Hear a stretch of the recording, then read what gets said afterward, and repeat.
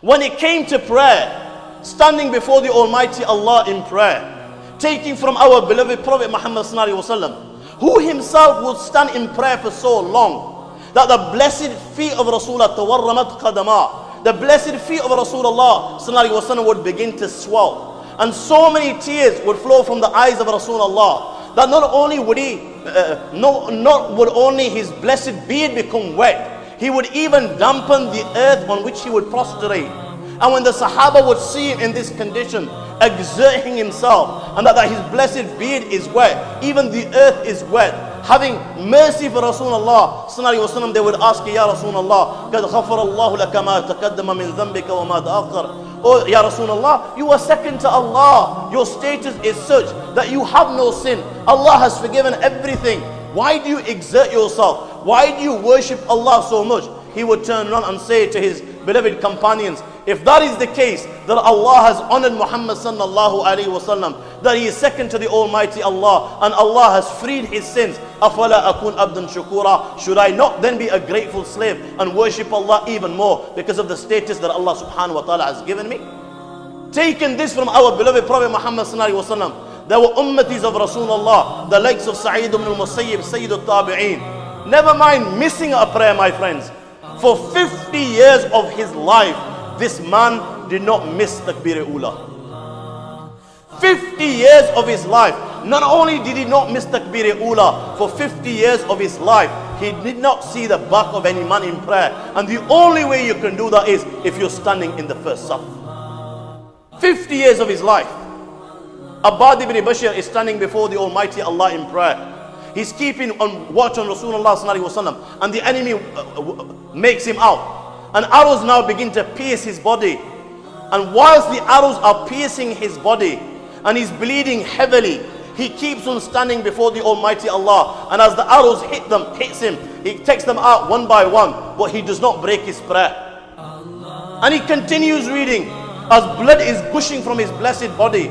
It is only when the thought crosses his mind that his death may jeopardize the safety of Rasulullah sallallahu alaihi wasallam, only after this thought does he break his prayer.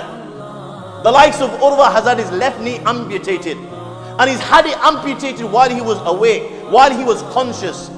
Even on that night, the man stood up for his tahajjud and stood for hours on end before the Almighty Allah subhanahu wa ta'ala. The likes of Khubayb is sent to the gallows to be executed, and they ask him for his last wish. And he says to the kuffar, allow me to offer 2 rakats. Allow me to speak with my Creator. He offers his 2 rakats.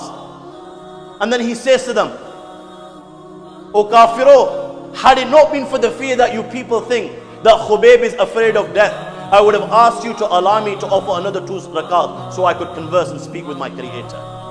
Rabi was paralyzed. But even then, he would ask to be carried to the masjid.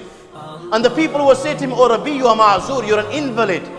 You don't have to come to the masjid. Allah has given you ijazat. Allah has given you permission to read at home. And he would turn around to the people and say, indeed what you're saying is correct. Allah has given me permission, but I can hear the caller call out, Hayya al-salah, hayya al-falah. Come to falah, come to success. And one should respond to this call, even if he has to crawl on his feet. Sabit al-Bunani, never mind praying in this world. This was the dua of the man, that he would pray to the Almighty Allah subhanahu wa ta'ala, and he would ask the Almighty Allah, Oh Allah, I beg you, if you allow anyone to pray inside his grave, I beg you allow me to pray inside my grave.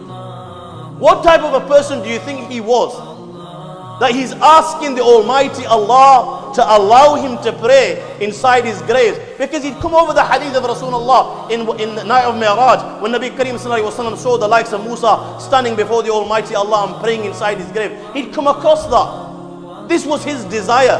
How do you think, what type of a life do you think he lived? You had Mu'adha al-Adawiyya, first night of marriage. First night of marriage, when you and I are probably on 7th heaven. She and her husband, she wakes up her husband, and they both stand before Sila ibn Ashyam and Mu'adha al-Adawiyya, spend the entire night, first night, standing before the Almighty Allah in prayer and thanking Him for His blessings.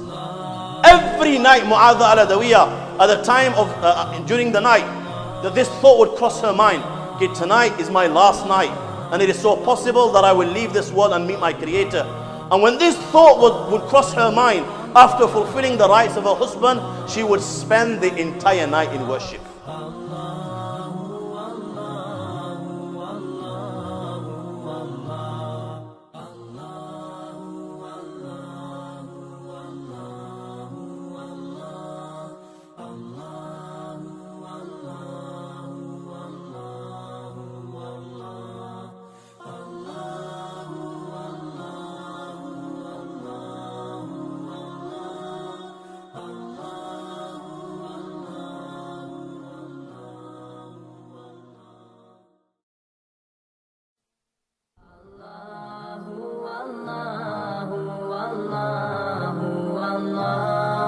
Allahu, Allahu, Allahu, Allah, Allah.